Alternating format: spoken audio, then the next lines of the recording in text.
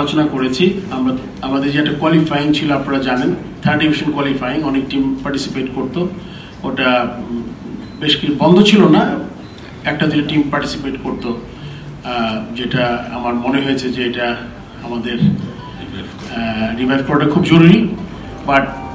at the same time যেহেতু কয়েক বছর ধরে বন্ধ আছে এটা আমরা কি স্ট্রাকচারে রিভাইভ করব ওই স্ট্রাকচার নিয়ে একটু আলোচনা করেছি কারণ আপনি জানেন যে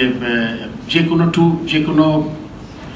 ডিভিশন থেকে যেটা কোয়ালিফাইংয়ে যেটা অনেক র ট্যালেন্ট আসে কিন্তু তারপর আমরা মনে করি যদি স্ট্রাকচার করি তাহলে আমাদের বেটার প্লেয়ার সম্ভাবনা বেশি আপনি জানেন গত 2 বছর থেকে আমি শুনেছি একাডেমির মাধ্যমে একটা টুর্নামেন্ট হতো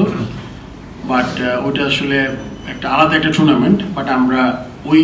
ওটা রাখবো না আমরা রিয়েলি কোয়ালিফাইং সবাইকে ওপেন করে দেবো এটা নিয়ে আমাদের আলোচনার বাকি আছে বাট এটা কনফার্ম করেছি আমরা এই কোয়ালিফাইংটা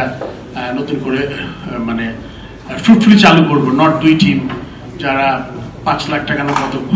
আপনার ফিস ছিল ওইটা আর থাকবে না এটা আগে যেরকম ছিল রিজনেবল 20-25 হাজার টাকা ফিস দিয়ে আমরা শুরু করবো